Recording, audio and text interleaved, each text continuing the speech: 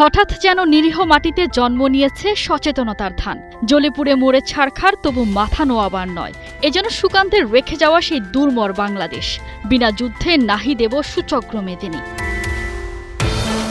যেমনি বুনো ওল তেমনি বাঘা তেঁতুল। মুস্তাফিজ ইস্যুতে এই মুহূর্তে বল আছে বাংলাদেশের কোর্টে। আইসিসিকে সাফ জানিয়ে দেওয়া হয়েছে বিসিবির চাওয়া। ক্রিকেটের সর্বোচ্চ সংস্থাটি দিয়েছে গ্রিন সিগন্যাল। তবে প্রশ্ন হলো, টি-20 বিশ্বকাপের 1 মাস যখন বাকি, তখন আইসিসির কি করণীয়? এর আগে 1996 বিশ্বকাপে নিরাপত্তা ঝুঁকিতে শ্রীলঙ্কার মাটিতে গ্রুপ পর্বে নিজেদের ম্যাচ খেলতে যায়নি ওয়েস্ট ইন্ডিজ আর অস্ট্রেলিয়া। 2003 বিশ্বকাপে কেনিয়ার নাইরোবিতে সন্ত্রাসী হামলার আশঙ্কা থাকায় নিউজিল্যান্ড সেখানে তাদের গ্রুপ পর্বের ম্যাচ খেলতে যায়নি। পুরনো হিস্ট্রি ঘেটে যা মেলে তা হলো, আইসিসির হাতে 3টি পথ খোলা।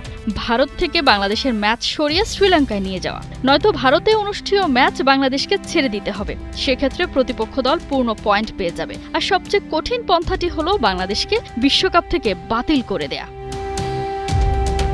এদিকে বিসিসিআই লজিস্টিক সাপোর্টের কথা বলে ম্যাচ সরানোকে প্রায় অসম্ভব বলছে। আসল ঘটনা হলো, ভেন্যু বদলে বড়সড় ক্ষতির মুখে পড়বে ভারত। প্রথম পর্বে ইডেন গার্ডেন্সে 3 ম্যাচ সহ ওয়াংখেড়েতে 1 ম্যাচ খেলার কথা ছিল টাইগারদের। ইডেনের দর্শক ক্যাপাসিটি 63,000, মুম্বাইতে 33,000। সব মিলিয়ে 4 ম্যাচে 2,22,000 সিট ইনভলভ। যদিও এই গেট মানের পুরোটা বিসিসিআই নয়, তাদের মূল আয়ের সুযোগ মূলত ম্যাচ ডের অতিরিক্ত আয়, স্থানীয় স্পন্সরশিপ, প্রচার কার্যক্রম আর ওই ম্যাচগুলো ঘিরে হসপিটালিটি।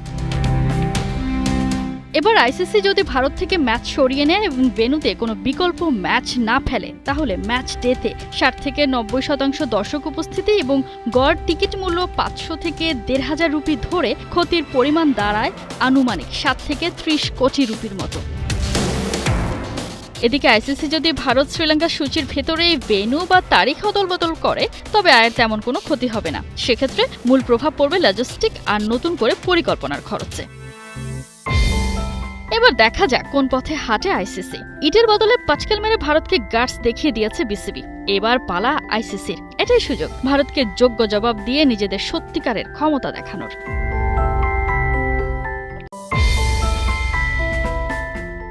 হঠাৎ যেন নিরীহ মাটিতে জন্ম নিয়েছে সচেতনতার ধান। জ্বলে পুড়ে মরে ছারখার, তবু মাথা নোয়াবার নয়। এ যেন সুকান্তে রেখে যাওয়া সেই দুর্মর বাংলাদেশ। বিনা যুদ্ধে নাহি দেব সুচক্র মেদিনী। যেমনি বুনো ওল তেমনি বাঘা তেঁতুল। মুস্তাফিজ ইস্যুতে এই মুহূর্তে বল আছে বাংলাদেশের কোর্টে। আইসিসিকে সাফ জানিয়ে দেওয়া হয়েছে বিসিবির চাওয়া।